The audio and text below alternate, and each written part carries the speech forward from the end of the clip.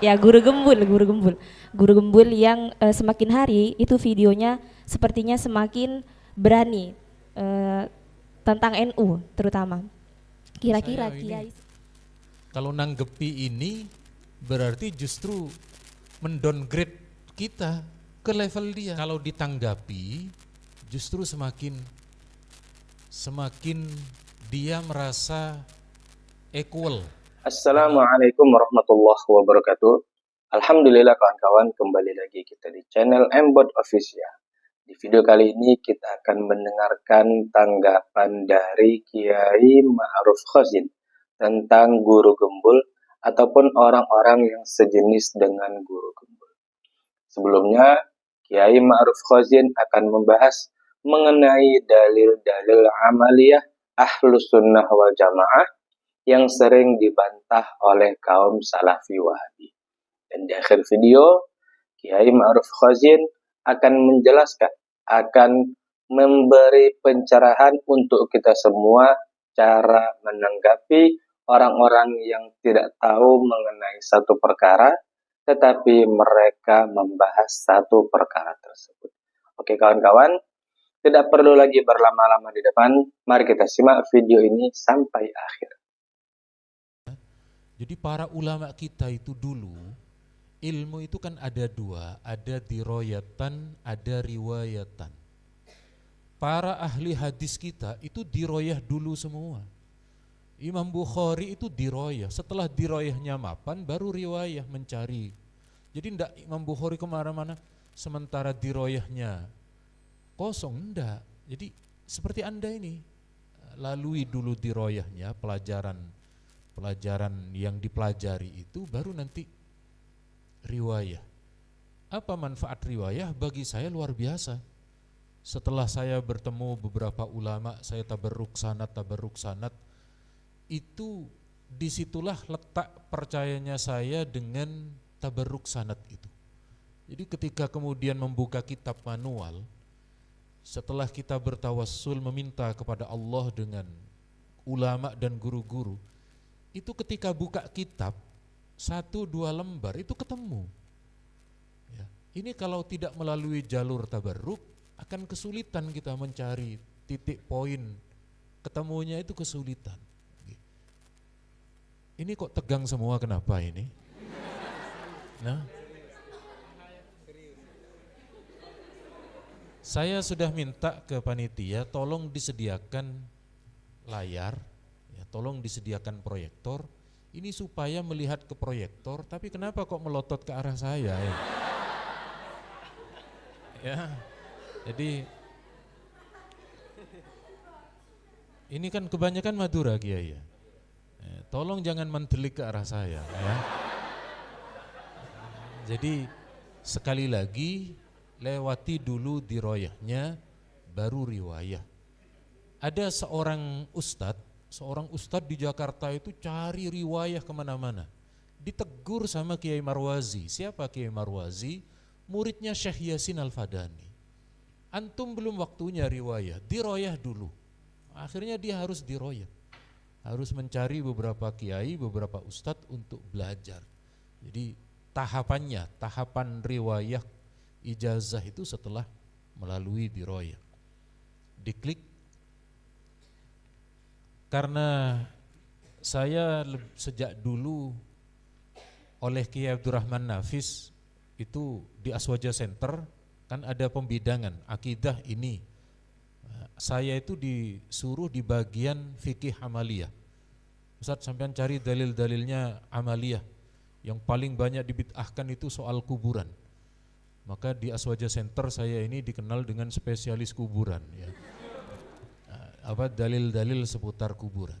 Kita lihat ini kenapa makam-makam para wali, makam-makam para ulama kita itu ada penjaga, ada tikarnya, ada lampu penerangannya. Oh itu sudah ada sejak dulu. Ini diabadikan oleh Al-Hafidh Imam Ibnu Katsir. Ya, Imam Ibnu Katsir ini beliau muhaddis, mu'arrikh, mufassir. Nah ini kok enggak ada yang lihat ke saya, kenapa ini? Ini sampai ke samping ini. Ya udah enggak apa-apa. Jenengan loh sampai ke samping. Enggak apa-apa, enggak apa. Bingung ya mau kemana ya. Nah, jadi sekali lagi di situ ada kejadian di Irak, di Baghdad. Di Irak itu ada makam tua terbongkar. Orang-orang mempercayai itu adalah makam Zubair bin Awam. Lalu setelah itu makam itu dipugar kembali. Dalam satu riwayat jasadnya masih utuh. Kemudian dibangunkan masjid, dibangunkan di sebelahnya ada persis seperti yang kita amalkan. Oh, rupanya kita saat kemudian kita ziarah ke Ampel, saat kita ziarah ke makam para ulama, maka oh ini ternyata genealogi ilmu sejarahnya itu ada di dalam catatan kitab sejarah, ada di dalam catatan-catatan ulama ahli hadis. Saya tersinggung kalau tadi selalu ada hadisnya, enggak. Seperti saya sampaikan kepada Ustadz Somad, saya bukan ahli hadis, tapi ahli hadas. Jadi hadas terus Kiai. Hadas kecil maksudnya, bukan hadas besar.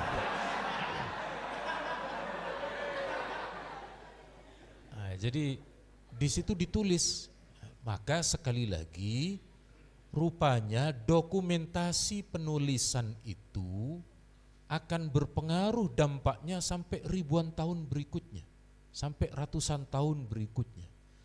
Maka sekali lagi ditulis, saya tidak akan membahas fikih karena panjenengan semua akan menjadi kajian usul fikihnya juga seperti yang dikaji Kiai Afif dan lain sebagainya. Ini kita yang yang menjadi amaliyah. Amaliyah itu kan juga bagian dari sisi fikihnya dan ternyata didokumentasikan, ditulis oleh para ulama kita dulu. Bayangkan dulu alat tulis serba sulit, macam-macam belum tersedia seperti sekarang, maka kita hari ini kalau tidak bisa produktif menulis, betapa malunya andaikan Imam Ibnu Katsir ada di zaman kita hari ini, lebih produktif lagi. Jadi sekali lagi dulu di masa para sahabat itu namanya adalah al-ilmu fis sudur, karena para sahabat rata-rata menghafal. Kemudian setelah itu masa imam madhab berganti al-ilmu fis sutur, ya, ditulis di dalam kertas-kertas, di dalam lembaran.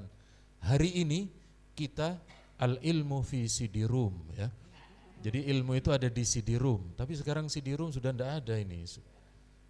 Sekarang sudah ada di al-ilmu fi drive, ya, fi flash disk, ya, macam-macam itu di Facebook dan seterusnya. Diklik lagi. Ini adalah tentang ziarah tabarruk. Ziarah tabarruk itu hari ini disyirik-syirikkan. Maka kemudian kita tengok sejarahnya, ada makam sahabat dan juga paman Nabi, yakni Sayyidina Hamzah, diabadikan oleh Imam Nawawi dalam kitab Tahdzibul Asma, bukan di Majmu', bukan di Syarah Muslim, bukan di Muhadzab, bukan, tapi di kitab beliau yang berkaitan dengan kesejarahan, dengan histori atau kritik sanad dan lain sebagainya. Di situ dijelaskan. Maka setiap saya kesini, saya tidak pernah lupa untuk ziarah tabarruk ke makamnya Kiai As'ad dan para pengasuh di pondok pesantren ini. Jadi sekali lagi ziarah tabarruk itu ada dan diabadikan, diamalkan oleh para ulama kita sejak dulu. Jadi sekali lagi ini perlunya bagaimana manfaat dari ulama dulu menulis, kita hari ini merasakan manfaatnya. Demikian halnya kita hari ini menulis, nanti generasi di bawah kita sebelum membaca ke Majmu', sebelum membaca kepada karyanya imam yang luar biasa besar, paling tidak kita menjadi jembatan, menjadi penyangga untuk sampainya generasi di bawah kita terhadap kitab-kitab terdahulu. Diklik lagi. Ini makam Sunan Ampel, ya. Dan itu ditulis oleh Al-Hafidh Al-Zahabi. Doa inda kuburil anbiya wal awliya mustajab. Ini yang kemudian menjadi, mana itu kuburan itu bukan tempat berdoa, tinggal dijawab pakai ini. beliau ini luar biasa, murid Syekh Ibnu Taimiyah. Kitab Syiaru A'lamin Nubala ini luar biasa besar, beliau tulis itu. Jadi ketika kita datang ke kuburan lalu berdoa meminta kepada Allah, maka menurut beliau akan dikabulkan. Kenapa? Karena di dalam pemakaman di area kubur itu ada situasi kekhusyukan. Jadi ketika kemudian berdoa terdorong lebih khusyuk. Ini beliau menafsirkan secara zahirnya. Tetapi kalau kemudian ke kitab-kitab yang lebih dalam, ya, tentang kehidupan para aulia di alam barzakh, dan para aulia masih bisa mendoakan. Ya, itu banyak hadisnya. Ketika Nabi Mi'raj, ketika di langit pertama Nabi berjumpa dengan Nabi Adam, Nabi bersabda dalam riwayat Muslim, "Fa'idha ana bi Adam," saya berjumpa dengan Nabi Adam, "farahhabali wa da'ali bi khair." Saya berjumpa dengan Nabi Adam mengucapkan selamat datang kepada saya, wa da'ali bi khair. Nabi Adam mendoakan saya, padahal Nabi Adam sudah wafat. Ini menunjukkan bahwa di alam barzakh beliau-beliau itu masih ada kehidupan. Mas-mas percaya apa enggak kalau di alam barzakh masih bisa mendoakan? Mbak-mbak percaya apa enggak? Kalau enggak percaya nanti saya suruh studi banding ke alam kubur. Makanya jawabannya langsung percaya. Dan ini sekali lagi ditulis oleh generasi ulama sesudahnya. Diklik lagi. Ini makam ulama Mesir yang juga diabadikan oleh, jadi tadi antar daerah ya, ada yang di Irak, ada yang di Madinah, makamnya Sayyidina Hamzah, ini di Mesir, terus berlanjut makamnya Qadi Bakar. Diklik lagi. Nah, ini yang paling sering dijadikan dalil ketika saudara-saudara kita itu datang ke Madinah, lalu ziarah ke makam Ma'la, ke makam Baqi. Inilah makam yang sesuai sunnah, tidak ada bangunan di atas kuburnya. Oh, karena mereka melihatnya sekarang yang fisik. Coba buka kitab-kitab sejarah, coba buka kitab-kitab terdahulu yang menyimpan data itu. Bagaimana? Di Madinah itu ada makamnya Sayyidina Abbas, yang dari beliau itu lahir generasi terbaik di antara umat Islam, yakni dinasti Abbasiyah. Anak keturunannya membangun makam Ahlul Bait itu, alaihim kubbatun syamikhoh, ada kubahnya yang besar. Ya, jadi kalau panjenengan datang ke Madinah, begitu masuk dari pintu Baqi itu, ada sisa puing-puing, kan ada kiai, ada puing-puing batu itu yang habis dibongkar, tapi oleh penjaganya dijaga, ya. Dijaga terus ta'al, ya. Torik. Jadi Bupati Lumajang di sana terkenal sekali ya, Pak Torik kan disebut terus. Ya. Nah, jadi ini ada di kitab sejarah. Makanya kalau hari ini di atas makam ada bangunan, di beberapa makam ulama, dari dulu sudah diamalkan. Dan Imam Az-Zahabi tidak mewajibkan membongkar itu. Karena kuburus solihin itu meskipun sebagian mazhab Syafi'i, meskipun itu fil musabbalah ataupun fil mauqufah, ada yang membolehkan sebagian, tapi sebagian lagi yang tidak sependapat. Nah, rupanya beberapa ulama kita, makam Sayyidina Abbas, Sayyidah Fatimah, itu dibiarkan dulu, baru di masanya ini dibongkar. Sekali lagi kita menemukan itu di catatan tulisan ulama kita. Ya. Kok jadi tegang semua, kenapa ini mas-mas? Oh serius. Ya, diklik lagi. Ini makamnya Syekh Ibnu Taimiyah. Ibnu Taimiyah itu sekeras apapun beliau dulu semasa hidup, akidahnya apalagi furu'iyahnya, makamnya beliau itu terletak di daerah Damaskus berkumpul dengan makam para sufi. Dan seperti kebiasaan di masyarakat Damaskus saat itu, makamnya itu dikhatamkan. Jadi ini makamnya Syekh Ibnu Taimiyah. Kemudian di sana ukhutimat lahu khotamatun katsirah. Di kuburnya beliau itu orang-orang yang khataman. Ya sama seperti saat kita ke Astah, ke makamnya para ulama, di situ ada khataman. Berarti saat kita datang ke kuburan baca Quran, tidak hanya dalil hadis yang dulu pernah kita kaji, saya tidak tahu dulu masih ingat atau sudah lupa, tetapi pada intinya generasi para ulama kita di abad pertengahan, amalannya sama seperti kita hari ini. Dan lagi-lagi penopang amaliyah kita itu di catatan itu. Di catatan bagaimana ulama dulu mengamalkan, bagaimana dulu ulama kemudian beramal seperti kita hari ini. Diklik lagi. Ini mulai ke tradisi amaliyah kita. Diklik lagi sampai muncul semua. Ini datanya Ustadz Idrus Romli. Jadi terkait dengan amaliyah 7 hari, bersedekah 7 hari itu ada di dalam kitab Al-Hawi lil Fatawi. Beliau mengutip dari Imam Ahmad dalam kitab Az-Zuhud, dari Al-Hafidh Ibnu Hajar dalam kitab Al-Matalibul Aliyah dan lain sebagainya, bahwa bersedekah 7 hari itu, kata tabi'in bernama Tawus, innal mauta yuftanuna fi kuburihim sab'an. Mereka di alam kubur itu mendapat ujian selama 7 hari, fakanu yastahibbuna ayut amanuhum tilkal ayyam, maka mereka itu senang bersedekah selama 7 hari. Ini yang kemudian bagi sebagian kita mengamalkan. Diklik lagi. Ini kemudian juga mempertegas dari tulisan Asyuti di atasnya bahwa tradisi bersedekah untuk orang wafat selama 7 hari yang zaman beliau sekitar tahun 800-900 Hijriyah itu masih ada, itu tetap terus ada itu.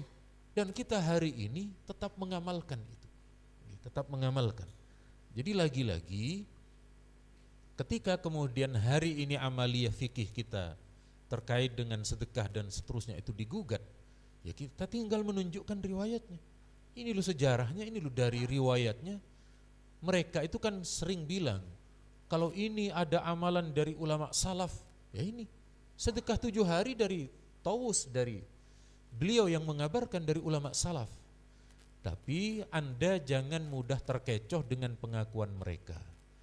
Mereka itu kan sering begini, maulid Nabi itu andaikan baik, maka ulama salaf akan melakukan. Itu ucapan bohong. Ya. Ini haknya ditasydid ini.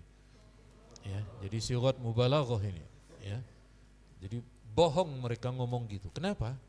Buktinya di zaman tabi'in itu ada amaliyah malam nisfu Sya'ban.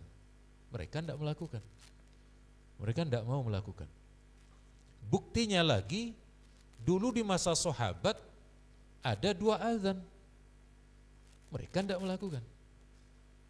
Jadi ketika mereka menuduh maulid dan beberapa amaliyah yang lain itu tidak dilakukan di masa salaf, bohong itu.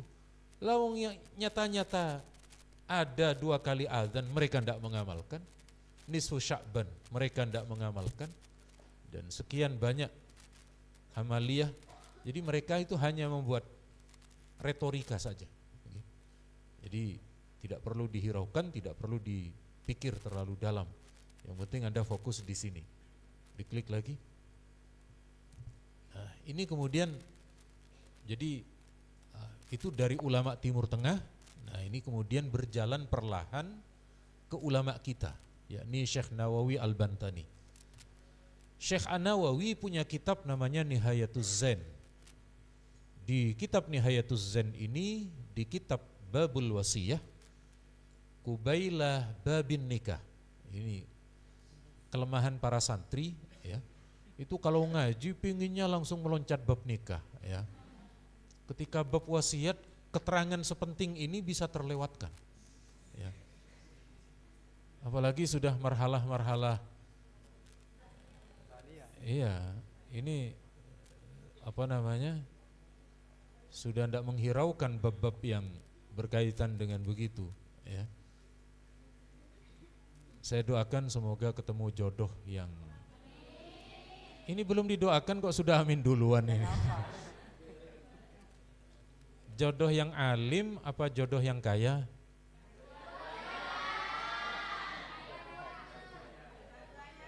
Sebentar. Mbak-mbak, kalau misalnya nanti suatu saat ada yang melamar panjenengan, 2 orang bergelar sarjana. Yang satu bergelar SPDI, yang satu SPBU, pilih yang mana? Milih yang mana, Ustaz?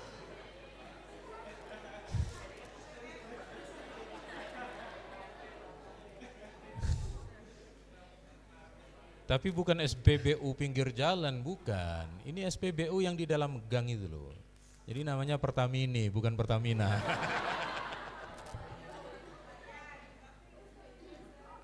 Nah, jadi di penjelasan itu kata Syekh Nawawi, qad jarat adatun nas bitasadduq anil mayyit. Dulu ketika beliau berada di Mekah, beliau jumpai tradisi di Mekah itu ada sedekah 3 hari, 7 hari, 20 hari, tapi di Indonesia tidak ada. Saya tanya ke orang Padang tidak ada, saya tanya orang Banjar tidak ada, saya tanya ke orang Bugis di Sulawesi tidak ada. Ya. Yang saya temukan tahlil malam 20 cuma di Sarawak, Malaysia. Di Sarawak itu ada, saya menjumpai. Ya, saya menjumpai, tapi kalau di sini tidak usah. Ya, apa yang sudah tidak umum ya jangan. Baru 40 hari, kemudian 100. Wa ba'dadzalika yuf'alu haulan fi yaumil maut. Setelah itu kullasanah ya, setiap tahunnya dilakukan haul di hari wafatnya. Dan itu sekali lagi Syekh Nawawi dan para ulama kita dulu sudah mengamalkan. Ini yang menjadi penopang amaliyah kita, itu ulama kita yang mencatat. Itu kiai-kiai kita yang sanad ilmunya kita akan bersambung ke sana. Diklik lagi.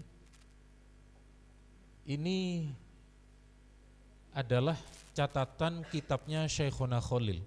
Jadi Syekhona Khalil itu punya catatan kitab tentang qaidah i'rab. Ya, catatan qaidah i'rab, di pinggirnya itu ada tulisan hubbul auton minal iman. Ya, padahal itu kitab kitab qaidah i'rab ya. Tapi tertulis hubbul auton minal iman. Cinta tanah air bagian dari iman.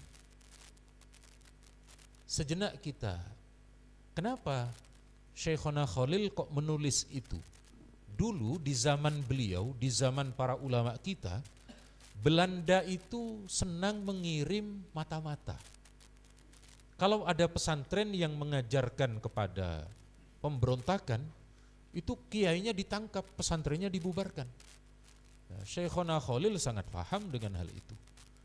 Maka ketika ada juru mata-mata ini, apa kesimpulan mata-mata tentang Syekhona Khalil dari Belanda? Kesimpulannya satu, guru Khalil atau Syekhona atau bagaimana sebutannya itu tidak membahayakan, karena menurut mereka Syekhona Khalil itu guru bahasa Arab. Nah, jadi tidak mengajarkan, terkenalnya guru bahasa Arab karena yang diajarkan alfiyah, yang diajarkan nahwu dan seterusnya. Padahal di situ beliau tanamkan hubbul auton minal iman.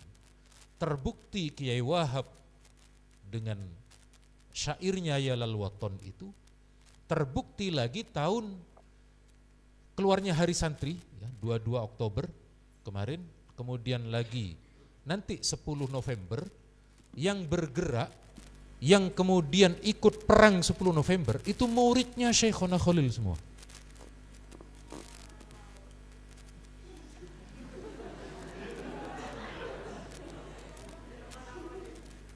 Kiai As'ad rawuh, sampai dari kiai sejawa, murid-muridnya Syekhona datang ke Surabaya. Itu digerakkan lewat mana? Tulisan.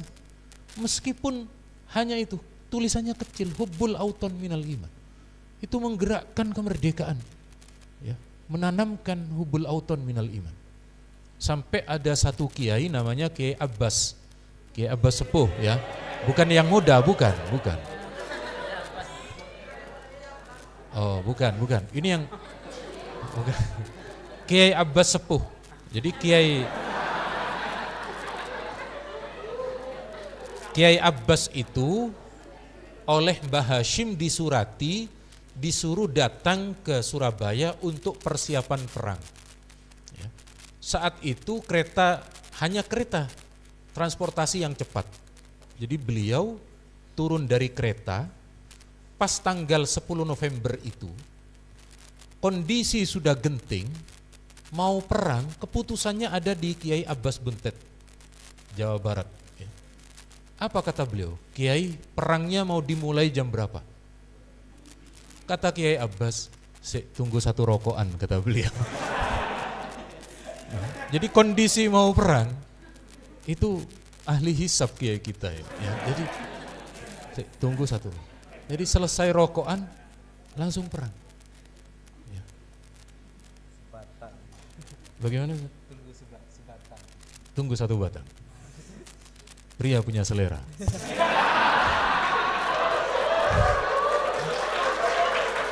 Jenengan ngerokok jenengan.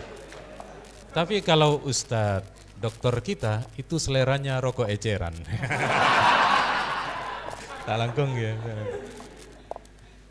Jadi ada di situ, ada di catatan. Ya.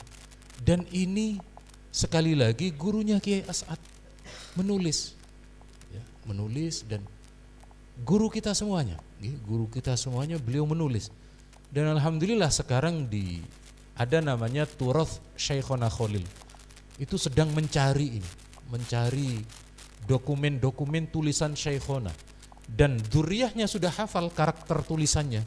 Mana tulisan beliau, mana yang bukan. Meskipun tidak ada nama, itu sudah ada ilmunya sekarang. Nah, uniknya, kenapa kitab-kitabnya Syekhona Khalil itu kok tidak ada di keturunan, kok ada di murid-muridnya. Jadi Syekhona Khalil nulis, diberikan ke muridnya. Ditulis, diberikan ke muridnya. Rupanya ada hikmah. Bagaimana hikmahnya? Dulu muridnya Syekhona Khalil mungkin pinter, alim, diberi oleh Mbah Khalil, oleh Syekhona Khalil kitab. Lalu kitab itu karena orang tuanya wafat diberi ke ahli waris, anak cucu. Anak cucunya ndak pinter mungkin. Dibilang oleh Mbah ini dari Syekhona Khalil. Sama anak cucu itu dikira jimat itu. Ini dari Syekhona Khalil, dianggap jimat, sikap, ya betul. Jadi sikap. Rupanya kitabnya Syekhona Khalil bertahun-tahun tidak dibuka sehingga tulisan di dalamnya masih utuh. Andaikan oleh dzurriyyahnya Syekhona Khalil yang alim-alim mungkin sudah bolak-balik, sudah lepas, hilang itu.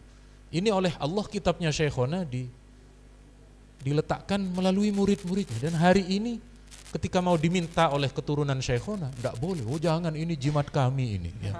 Padahal ilmu itu ilmu tapi dikira jimat. Ya, untungnya sekarang zaman scan, akhirnya oleh para dzurriyyah itu di-scan semua sekarang. Kemudian kitabnya diberikan dalam kondisi utuh. Ya, jadi para ulama kita menulis. Diklik lagi di bawahnya. Ini Mbah Hashim ya, Mbah Hashim di dalam kitab Risalah. Beliau itu kemudian menulis tentang dalilnya tahlilan. Di situ beliau sedikit menjelaskan tentang tasbih. Tasbih itu tidak bid'ah, maka kita diperbolehkan memegang tasbih. Kemudian juga ini tahlil atau talafut bin niyah juga bukan bid'ah. Juga tahlil sedekah atas nama mayit selama tidak ada unsur terlarang. Kalau di dalam fikih kita misalnya ada anak yatimnya ya, atau ada hal-hal yang lain yang mahjur alaih. Mahjur alaih sejak dulu ada berapa? Ada 6 ya. Sekarang ada 7. Di zaman modern ini Kiai, mahjur alaih ada 7. Yang ke-7 itu siapa? Para suami yang takut sama istrinya. Jadi ini punya ATM, tapi ATM-nya dipegang sama istrinya, kan mahjur alaih ini namanya. Beliau muridnya. Ya, saya cuma perwakilan saja. Jadi kalau mahjur alaih itu mahjur alaih li safahin, kemudian li jununin, Ini yang ketujuh li khaufin ya. Li khaufin. Bisa dikarang itu Ustaz nanti. Beliau ini kan juga produktif ini. Nah, jadi sekali lagi beliau, para kiai kita menjadi jembatan itu, menjadi jembatan. Nah, akhirnya begini. Ya. Kenapa Syekhona Khalil, Mbah Hasyim Asy'ari dan para kiai kita yang lain, beliau-beliau itu dulu mondok di Mekah sebelum Mekah berpindah ke faham Wahabi. Beliau mendapati para ulama Timur Tengah seperti Syekh Abu Bakar Dimyati Syato, pengarang I'anah, Syekh Ahmad Zaini Dahlan dan beberapa ulama lain. Lalu ilmu-ilmu beliau itu dibawa ke Indonesia. Sehingga ketika Arab Saudi itu berganti faham, maka ilmunya itu kemudian datang ke Indonesia. Persis seperti yang didawuhkan oleh Kiai As'ad di dalam rekaman yang sering beliau sampaikan. Ini ahli sunnah sudah tidak bertahan lagi di tempat asalnya, tetapi kemudian akan ke Indonesia. Dan itu betul, ya. Tidak hanya sekedar beliau cerita, dari segi amaliyah, dari segi fikihnya, itu betul sekarang sudah berpindah ke sini. Yang kemudian mengamalkan zikir suara keras yang hadisnya terdapat dalam riwayat Bukhari, itu di negara kita. Yang berziarah tabarruk juga di negara kita. Hari ini di Mekah, di Baqi, di Ma'la sudah tidak bisa. Maka sekali lagi bagaimana cara ilmu itu terselamatkan sampai ke kita? Melalui tulisan. Melalui tulisan. Ini kok meredeng semua, kenapa ini? Sampean umur berapa yang paling depan? Umur 19. Berarti masih kurang 6 tahun. Diklik lagi. Nah ini kepada Kiai Ali Maksum. Kiai Ali Maksum itu salah satu Rois Am yang dulu hadir ketika muktamar di sini. Ya, ketika muktamar di Situbondo beliau hadir, dan di Situbondo ini kemudian terpilih Kiai Ahmad bin Kiai Siddiq. Beliau menulis kitab Hujjah Ahli Sunnah. Ya, beliau lagi-lagi menulis. Diklik lagi. Nah ini para pendahulu kita, ya, beliau-beliau menulis. Diklik lagi. Nah sekarang bagaimana? Bagaimana menumbuhkan itu? Ya. Ini yang saya awali. Pertama, penulis itu tidak bisa langsung jadi penulis. Ya. Ini sama dengan ilmu bakat yang lain. Orang menjadi dokter tidak bisa tiba-tiba menjadi dokter. Tetap harus melewati serangkaian ilmu yang menjurus ke arah sana. Ya tetap perlu sekolah kedokteran, perlu belajar ilmu anatomi tubuh, perlu belajar ini, belajar ini. Ya, akhirnya kemudian sampai. Kita yang dari dulu sama, kita ini nahunya bukan nahu imriti, kita ini nahunya sudah alfiyah. Kalau untuk baca kitab cukup imriti. Lah kalau Anda belajar alfiyah tidak untuk menulis kitab, untuk apa belajar tinggi-tinggi sampai? Turun saja ke imriti lagi sampai. Ya. Nah ini Kiai ada di, mungkin di, ada namanya Lajnah Turoth. Lajnah Turoth itu sekarang mendokumentasikan kitab-kitabnya para Kiai Nusantara lebih 1000 sekarang. Di Pondok Langitan ada sekian puluh, itu sekarang ratusan, ribuan. Maka kalau kemudian di Ma'had Ali ini mahasiswanya tadi mau dibuat skripsi atau marhalah tsaniyah, disuruh mensyarah, ya, diberi tugas mensyarah, syarahnya ini misalnya. Ya. Jadi ini kok jadi tegang semua, kenapa ini? Kok jadi takut? Saya itu kenapa? Karena sampai nyebut syarah ya, pernah dipaksa teman-teman nulis syarah, akhirnya jadi sarah pas gitu.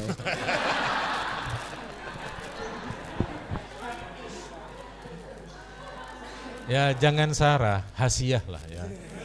Hasiah itu sedikit lebih enteng, ngambil yang poin-poin. Yang diketahui saja, yang tidak diketahui tidak usah ditulis ya. Tidak usah ditulis. Jadi ketika diuji, loh ini kenapa kok yang gampang-gampang? Saya bisanya itu. Ya kan sudah lumayan itu. Ya. Jadi ini dulu saya gabung di tim pembukuan. Tidak apa-apa jadi tukang tulisnya. Ya, jadi tukang tulisnya, jadi tukang harokatnya. Saya bagian ngarokati itu. Sehingga sampai sekarang saya itu kalau ngarokati sudah hafal, sudah fasih. Ya, meskipun tidak lihat. Karena sudah tinggal hanya beberapa jari kan. Ya, hanya beberapa jari. Ya, kadang beberapa hari sudah tidak bisa gerak ini. Kadang gini terus. Ya. Saking lanyahnya ya, saking lanyahnya. Jadi makanya meskipun Anda nanti di majalah dinding di bagian jenengan terima, sudah saya bagian nulisnya saya judul. Karena itu sekali lagi awal tangga Anda menuju kepada penulis. Ya. Tangga tetap langkah-langkahnya harus diawali dari 1 langkah, 2 langkah dan seterusnya. Sehingga kemudian saya dulu juga punya media tulisan teman-teman, yakni Biswah di Aswaja Center. Jadi kalau ada orang bertanya, saya yang menjawab, ya, lalu saya kirim filenya. Itu ada media. Sekarang sampean tidak perlu itu, sampean tulis sendiri, upload sendiri. Ya, itu malah medianya tambah bagus sekarang sampean. Medianya tambah tidak perlu yang resmi. Ya, jadi ditingkatkanlah penulisannya itu, jangan cuma nulis story saja, ditingkatkan ke nulis buku ya, jadi perlahan tapi. Masa story-nya cuma susah-susah toh ya, sesekali yang bermuatan ilmu. Diklik lagi. Nah, ini saya dulu terobsesi oleh ketika ke Gramedia. Begitu ke Gramedia, buku Wahabi itu berceceran. Aduh ini gimana ini caranya kata saya. Saya dari nol itu saya. Ya. Dari nol saya. Ini gimana ini buku sebanyak ini. Tapi perlahan akhirnya buku-buku saya hampir sekarang sudah ada bantahannya semua. Mereka menuduh tahlil bid'ah, ada bukunya. Mereka menuduh syirik, tabarruk ke makam, ada bukunya. Ya. Sekarang sudah ada semua. Ya. Jadi di Ramadan kita tarawehnya itu kan ada Al-Badru Nabiyukum sallu alaih. Ini kalau untuk menulis itu tok kan tidak bisa tebal bukunya. Akhirnya saya rangkai dengan fikih Ramadan. Fikih Ramadan itu mulai dari bab fikih, kemudian fidyah, qadha, termasuk taraweh. Itu masuk di dalamnya dalil-dalil amaliyah. Ya, jadi sekali lagi awal terus terang dari nulis Indonesia itu karena ada lawan. Dan biasanya orang NU itu bangkit berdiri karena ada kompetitor. Ya. Dulu imam kita, Imam Abu Hasan Al-Asy'ari menjadi tokoh besar di dalam ahli sunnah karena berdiri aliran-aliran itu. Aliran ini. Akhirnya beliau kemudian bangkit. NU juga begitu, kiai-kiai kita karena ada kompetitor bangkit. Nah sampean kalau hari ini merasa tenang-tenang saja, tidak ada kompetitornya, kapan bangkitnya sampean? Ya, jadi anggap apa yang kemudian dijadikan kompetisi. Ya. Betul, lawan jenis gitu.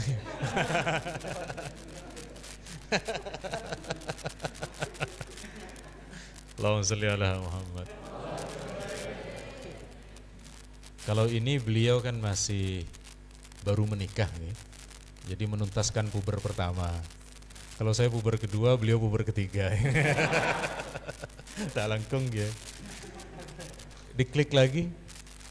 Nah, sejak saya kenal dengan Gus Afif, saya berhenti menulis bahasa Indonesia. Sekarang karya tulis saya bahasa Arab semua.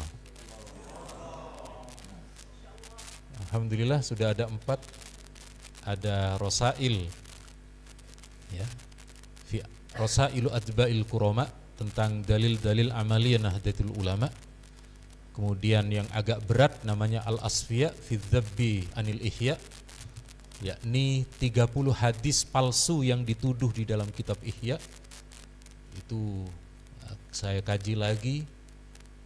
Kemudian yang ketiga, syarah dari karya Kiai Ali Maksum, alhamdulillah sudah tuntas, sudah selesai.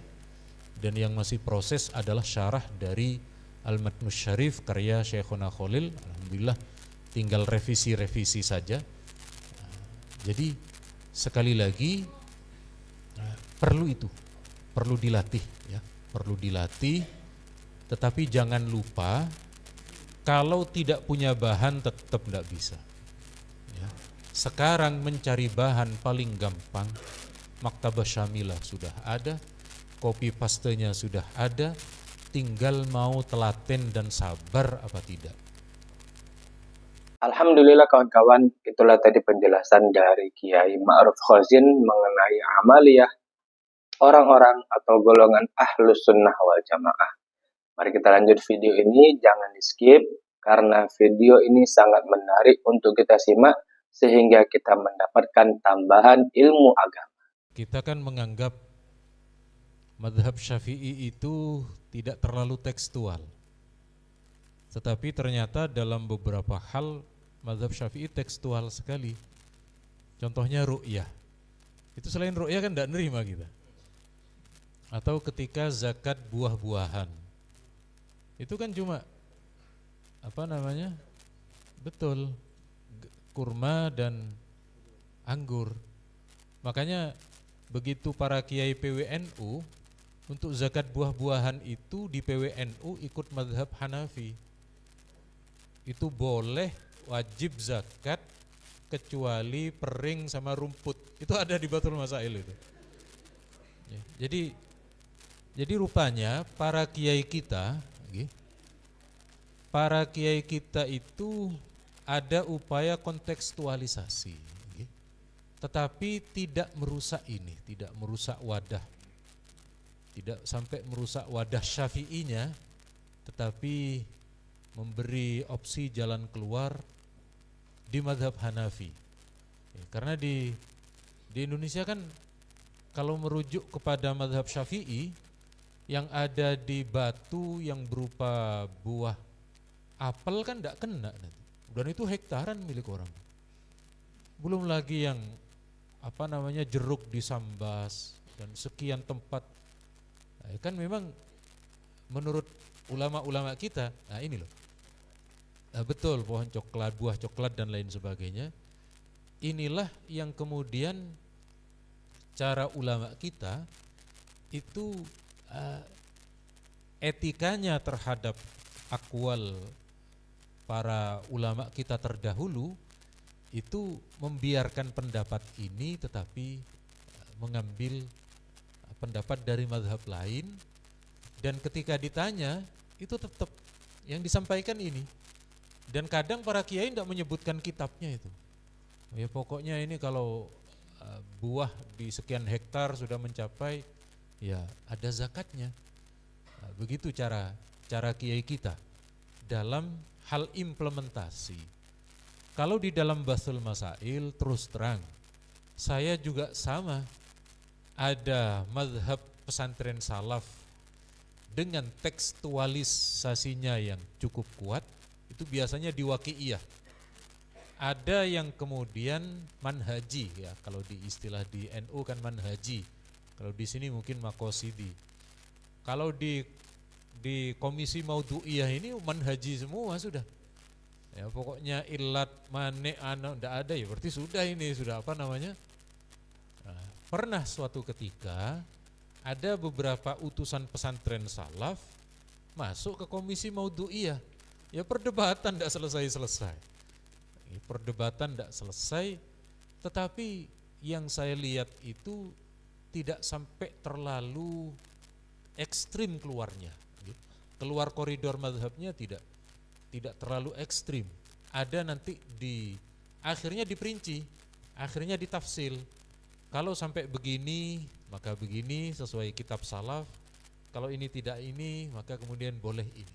Akhirnya nanti dari hasil perdebatan memang seperti itu.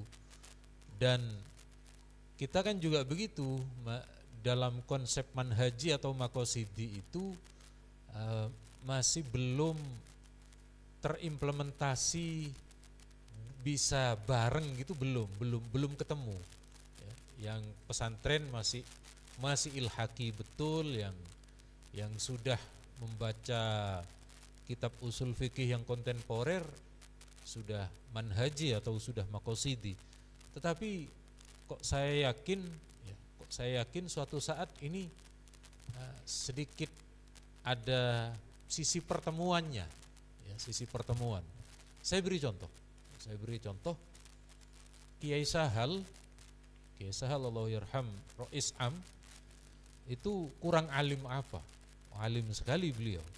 Bahkan kabarnya dulu yang saya terima dari Gus Udin, ya, Gus Udin itu yang menyampaikan bahwa sebenarnya Rois Am yang dikehendaki oleh kiai-kiai di Muktamar Situbondo ini adalah Kiai Sahal. Tapi Kiai As'ad kurang berkenan.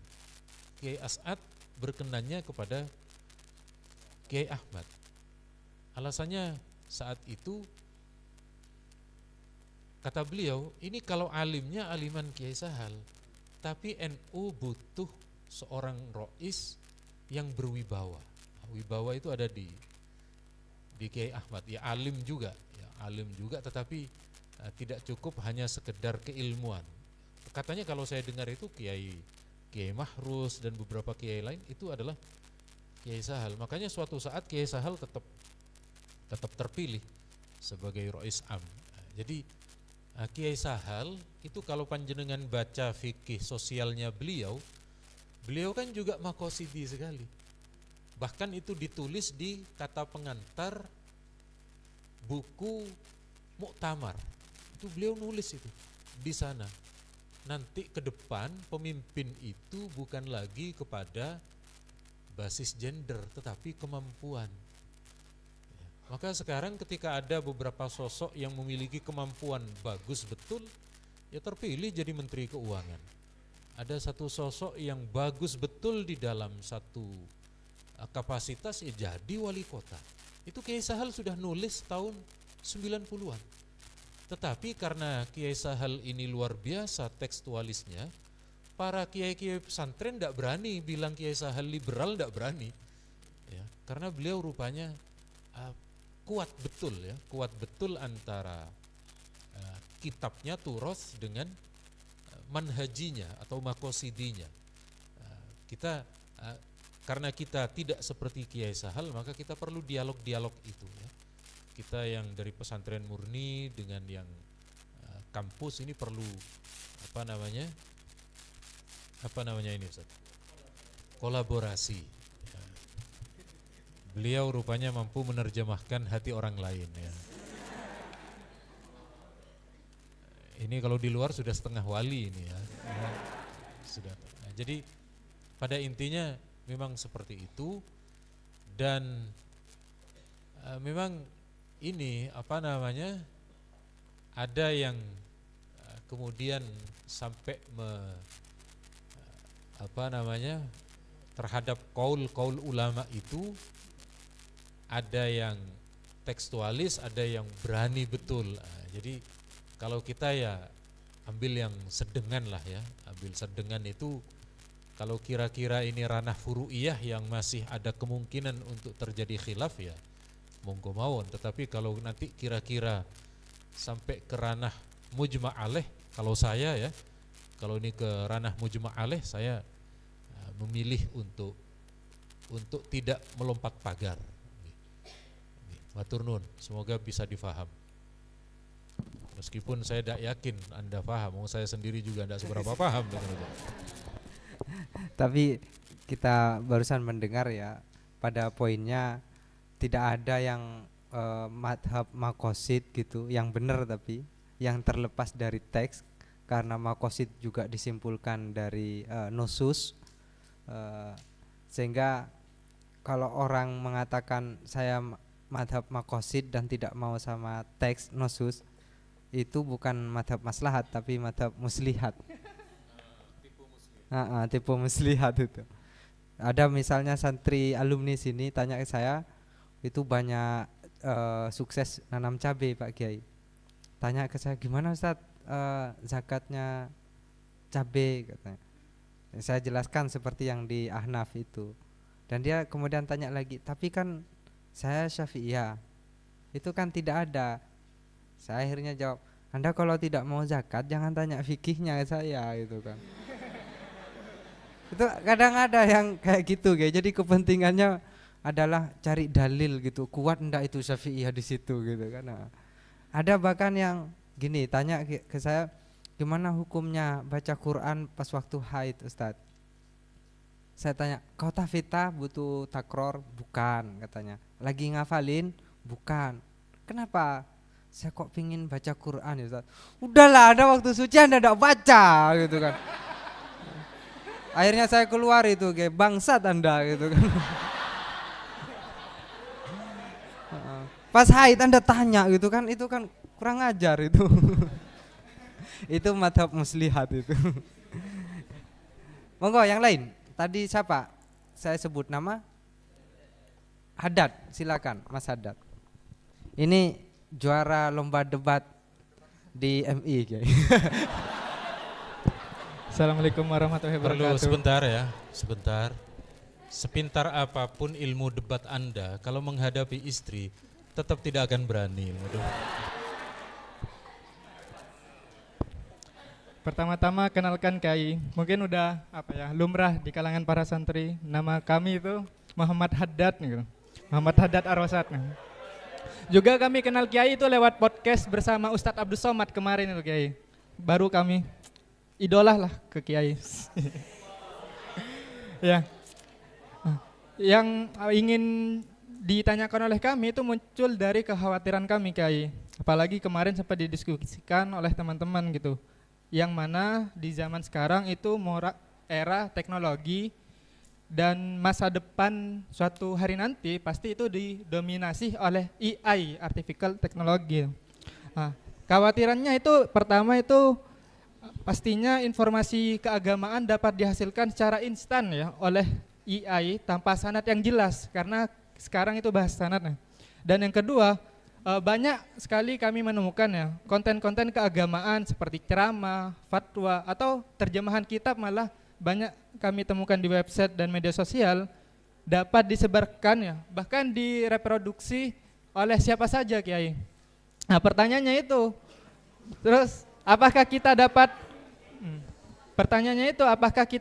merumuskan namanya sanad digital gitu Kiai atau metodologi baru yang mana itu demi menjaga akuntabilitas Islam untuk kedepannya dan juga sekarang itu informasinya sudah banyak banjir informasi di era kini ya.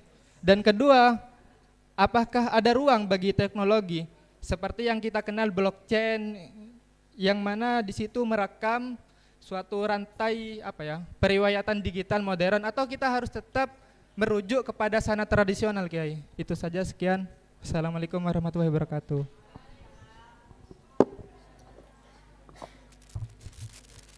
Matur nuwun. Nanti tinggal ditambahi dan dilengkapi oleh Kiai Muhyiddin. Jadi di kitab Imam Suyuti, nama kitabnya Al-Itqan ya, Al-Itqan fi Ulumil Quran.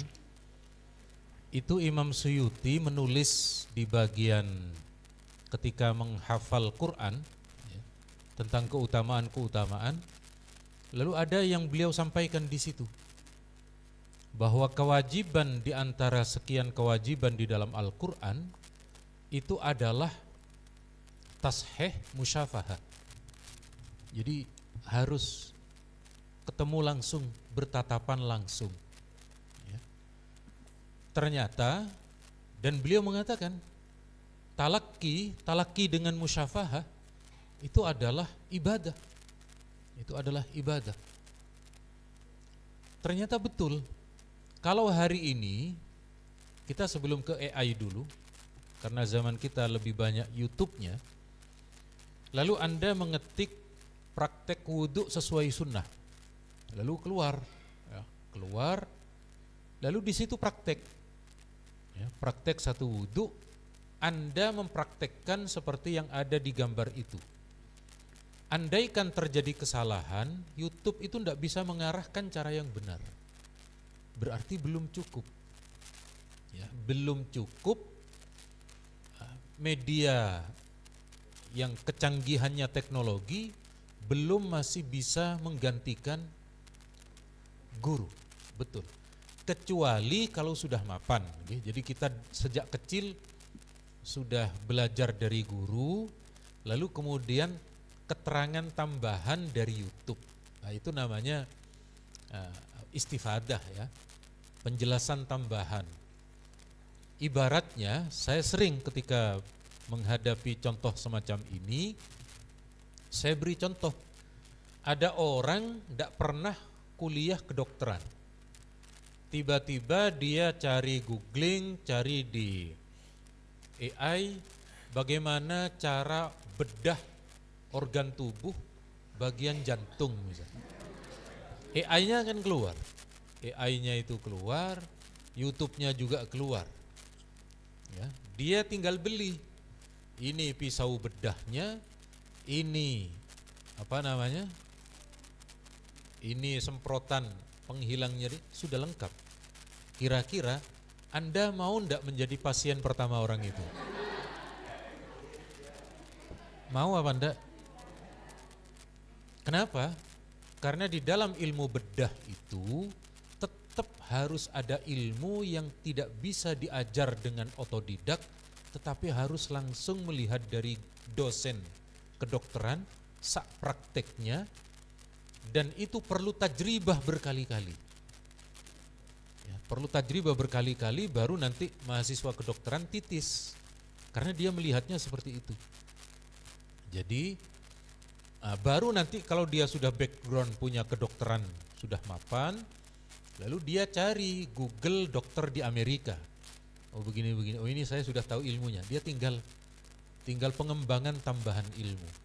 Tapi untuk pondasi dasar ilmu agama tetap harus musyafahah, harus talaki, harus diajari langsung oleh gurunya, mulai praktek dan seterusnya. Bahkan ini ketika Imam Ghazali di dalam kitab Ihya menjelaskan penyakit hati dan penyakit kolbu dan penyakit zahir, kalau Anda penyakit zahir saja mau kepada dokter yang ahli, padahal penyakit zahir itu paling banter hanya menyebabkan sakit dan mati. Sementara penyakit hati itu kalau sudah keliru justru adalah abadal abadin di dalam neraka, naudzubillah. Jadi kalau urusan fisik saja kita berhati-hati mencari dokter, maka yang berkaitan dengan ilmu akhirat yang tidak hanya lepas dari kematian di dunia tetapi menyangkut kehidupan abadi di akhirat, maka jangan pernah macam-macam kecuali kepada guru yang guru itu terus bersambung kepada Nabi Muhammad SAW. Mungkin ada tambahan dari Kiai Muhyiddin. Ya, saya pernah ditanya hal serupa Pak Kiai. Kenapa kok kita tidak cukup aja ke AI atau ke YouTube misalnya Ustadz dalam ilmu agama gitu kan. Langsung saya kirim cara memasak dari Chef Juna. Saya langsung tambahkan tolong tiru itu nanti kirimkan ke saya. Itu pasti masakannya tidak enak itu pasti. Pasti ya, belum lagi bahannya nggak ada kan. Itu yang paling repot bahannya dulu itu bahkan caranya apanya macam-macam. Adik saya pernah mau buat ruangan yang bagus kayak lihat di YouTube. Bagus sekali itu kayak.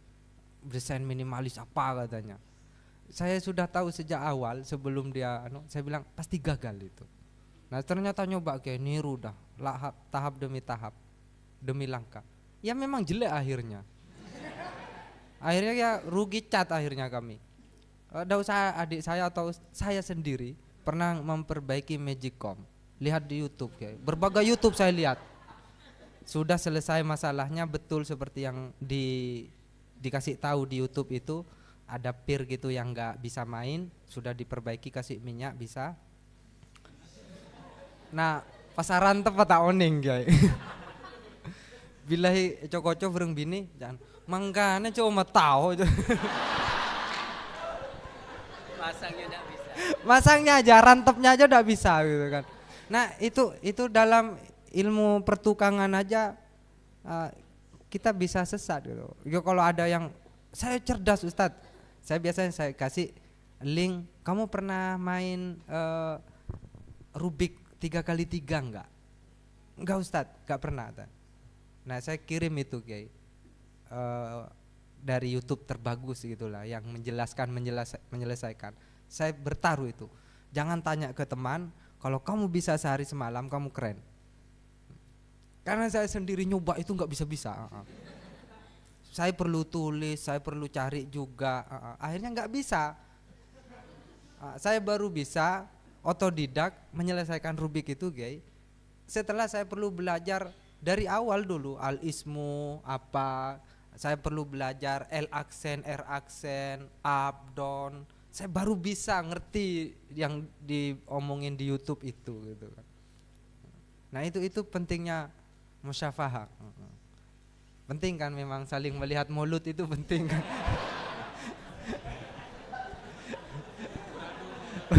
Beradu mulut juga penting. Muwajah. Allah. Silakan dari mbak-mbak dulu. Harus ada ya. Mbak siapa dah? Mbak Jo. Siapa? Oke, Mbak Jo dulu. Ada mic.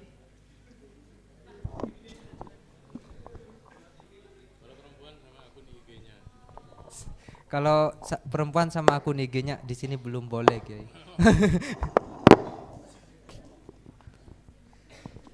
Nanti nyetrum ya? Atau takut pegang mic? Enggak, kalau nyetrum jangan dipegang, maksudnya begitu.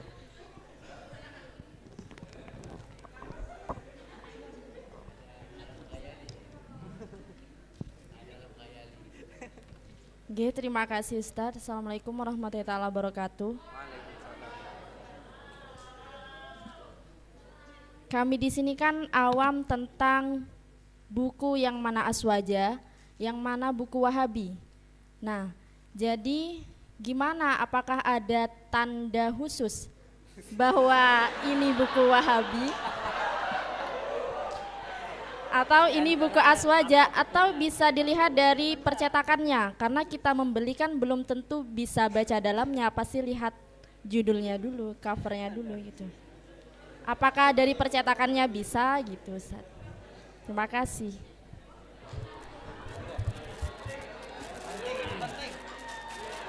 Oke, bagus. Betul, pertama ya, apa tanda buku itu Aswaja atau tidak? Pertama, ketika mengutip nama ulamanya. Kalau itu mengutip nama-nama syekh, itu biasanya Wahabi. Syekh Utsaimin itu biasanya penggunaan nama syekh. Betul. Kalau ulama kita namanya imam.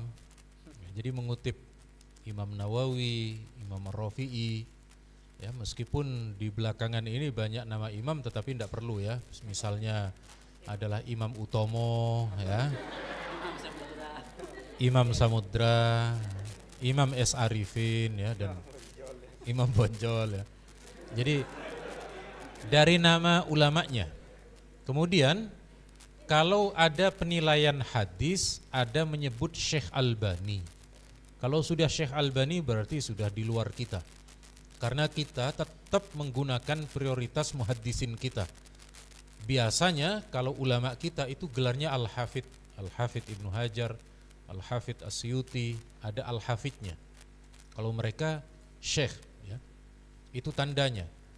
Kemudian yang kedua, tandanya itu adalah isi menyalahkan. Ini bid'ah, ini sesat, udah pertanda itu. Kenapa? Karena bagi kita berislam itu kita berupaya memperbaiki diri.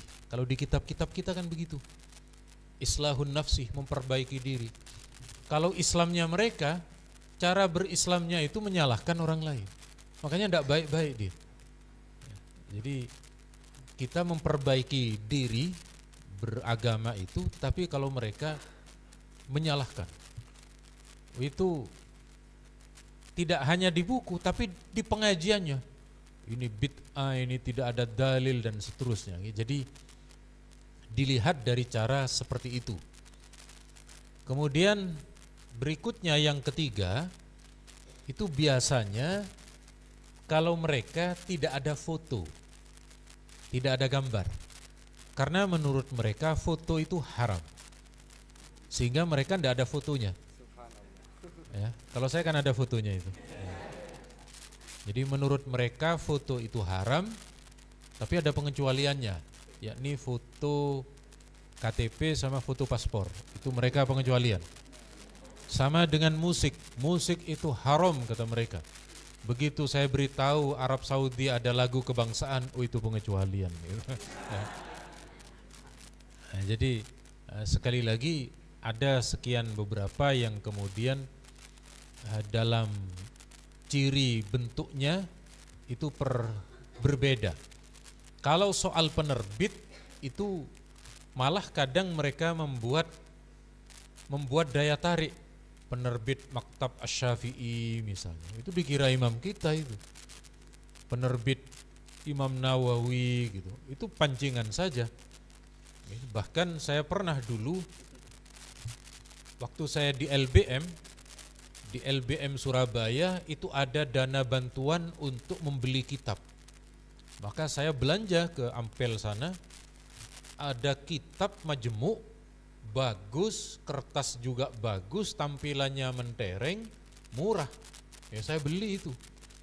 Lah kok ternyata isinya catatan kaki itu menyalahkan Imam Nawawi semua. Hadza dhaif. Terus dirudut ya, ditentang.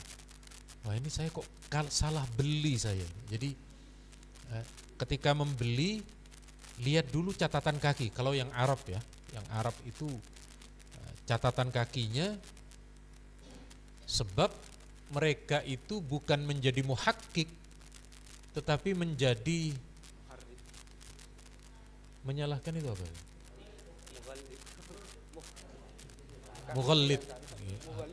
Mughallid atau ya pokoknya antara mughallid atau mughalladhah gitu aja. Isinya menyerang. Isinya menyerang terhadap kandungan dari karya ulama. Nah, jadi itu tandanya ya. Kemudian dari sisi nama sebenarnya juga bisa dilihat kesesatan, kesalahan. Itu biasanya gaya mereka ya. Sunnah, memahami sunnah bid'ah kayak kita tidak paham sunnah saja ya. Padahal yang mereka bawa itu setiap ketemu apapun, sunnah itu hanya perbuatan Nabi. Itu kan terminologi sunnah di dalam ilmu hadis. Padahal di setiap disiplin ilmu, sunnah itu punya terminologi sendiri. Di dalam fikih, sunnah itu nama hukum. Di dalam ilmu usul fikih, itu bagian dari masadirul ahkam. Ya, jadi sunnah itu oleh mereka hanya dianggap satu tok, dan itu hanya menyempitkan pemaknaan sunnah karena memang pemahaman mereka yang tidak terlalu jauh, yang tidak sampai belajar seperti dokter kita ini ya. Meskipun jenggotnya sudah dapat ini ya, sudah dapat hanya beberapa ya. Tapi pada intinya seperti itu ya, penyebutan ulama mereka. Kalau Anda asing dengan nama ulama itu ya, dengan cara syekh, itu berarti di luar kita. Kemudian ada Syekh Albani di bidang hadis dan selalu menyalahkan tipikalnya gitu. Matur nuwun. Singkat dan cepatnya, penulisnya itu Ma'ruf Hussein, sudah itu aja yang dibeli. Itu Kan tidak enak kalau beliau yang bilang, saya aja yang bilang.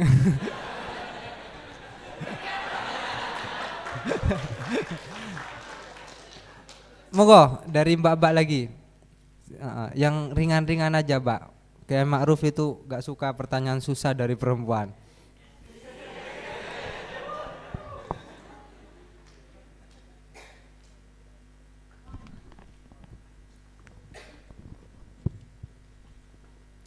Terima kasih sebelumnya Kiai, mohon izin bertanya. Sebenarnya ini pertanyaannya di luar tema.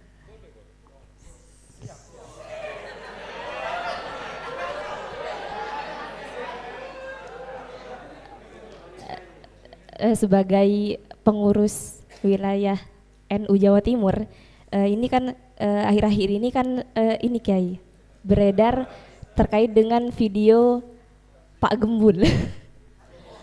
Ya, guru gembul yang semakin hari itu videonya sepertinya semakin berani tentang NU terutama. Kira-kira Kiai sebagai pengurus NU wilayah Jawa Timur, bagaimana tanggapan Kiai terkait dengan konten-konten beliau dan bagaimana kita sebagai warga Nahdien untuk menyikapi itu? Terima kasih. Baik, terima kasih. Bagi saya guru gembul itu singkatan. Gembul, ya, gemar ngibul, isinya ngibul semua. Ya, saya di akun Facebook saya tidak pernah saya nyinggung guru gembul. Kenapa? Loh, apanya yang mau ditanggapi? Ya, bicara hadis dia tidak pernah belajar hadis. Belajar fikih tidak pernah belajar fikih. Pernah dipermalukan sama Ustadz Nuruddin. Nah, itu sejak saat itu sudah. Bagi saya ini kalau nanggepi ini berarti justru mendowngrade kita ke level dia. Ya. Oh, enggak belajar fikih, enggak belajar ilmu rijal hadis, enggak belajar. Ini apanya yang mau? Jadi anehnya justru yang seperti itu yang yang followernya banyak. Jadi hari ini saya Mbak di akun-akun saya itu kalau isinya ilmu itu sedikit yang nge-like nge-share. Tapi kalau nyerang seseorang atau nyerang siapa, wah itu termasuk ini ya, termasuk beliau ini juga. Termasuk dulu saya tahu beliau ini cuma agak-agak lupa gimana gitu loh Ustaz. Ya, karena itu tidak sempat untuk kemudian, karena begitu melihat beliau dengan Gus Baha ya, dengan keluguannya hilang kebencian Ustaz ya. Apalagi beliau di depan Gus Yahya, Anda sudah saya maafkan. Oh, Gus Yahya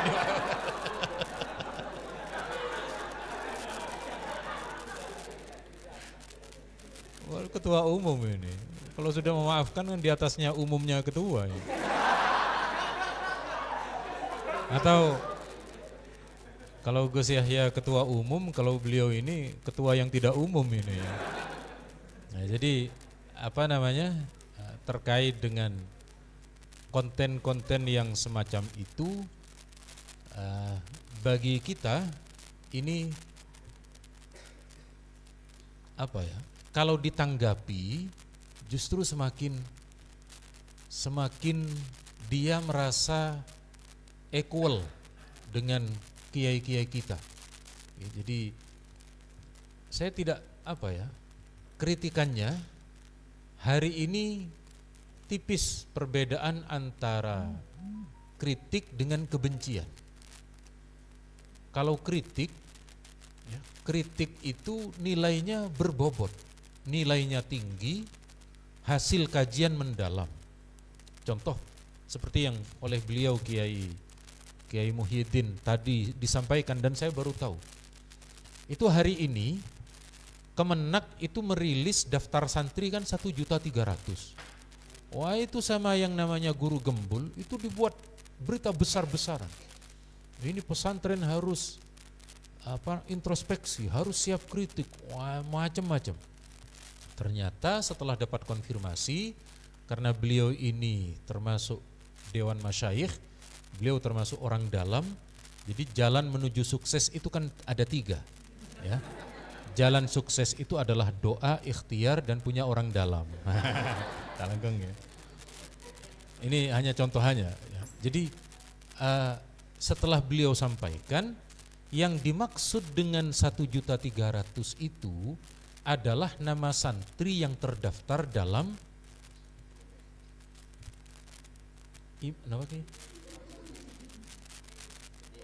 Demes, Imes, Emis nama Imes, Emis. Betul. Kata beliau, dari pondok sebesar Sukorejo Salafiyah Syafi'iyah yang 18.000 yang berhasil diinput itu cuma 700. Lirboyo yang 40.000 lebih atau hampir 50.000 hanya 7.000 yang masuk. Ini kan berarti dia itu hanya mengambil mentah data tanpa diolah, tanpa cek lapangan, tanpa konfirmasi, sudah digembar-gemborkan. Itu tambah memalukan bagi saya, tambah meruntuhkan meruntuhkan sisi keilmuannya. Oh, ini hanya sekedar ngonten ini. Hanya sekedar cari follower. Itulah bedanya kiai pesantren dengan yang di YouTube. Di YouTube itu mencari follower, kalau kiai pesantren mencetak leader. Ini kok ngeses semua, kenapa ini? Ya, jadi sekali lagi mereka itu hanya ngonten. Semakin bagus diserang kontennya, itu semakin melambungkan. Jadi bagi saya ya itu, kalau saya bertemu dengan hal-hal semacam itu ya berlaku ayat Quran, wa idza khatabahumul jahiluna qalu salama. Ya, perkataan mereka apapun tentang pesantren, kita lihat backgroundnya. Oh, dia bukan akademisi, dia bukan peneliti, dia bukan dia cuma ngonten saja, ya sudah salama ya. Karena kalimat terakhirnya salam berarti sudah salam ini muslimnya. Jadi sekali lagi tidak perlu ditanggapi atas mereka yang tidak tahu. Ya Renggi, mungkin lebih lengkap. Alhamdulillah kawan-kawan, itulah tadi video lengkapnya mengenai Kiai Ma'ruf Khazin tentang amalan Ahlus Sunnah wal Jamaah dan cara beliau menanggapi guru gembul atau orang-orang yang sejenis dengan guru gembul. Terima kasih yang sudah menonton video ini. Silahkan share karena video ini sangat penting untuk kita simak, sangat penting untuk kita dengarkan. Terima kasih kawan-kawan yang sudah menonton. Assalamualaikum warahmatullahi wabarakatuh.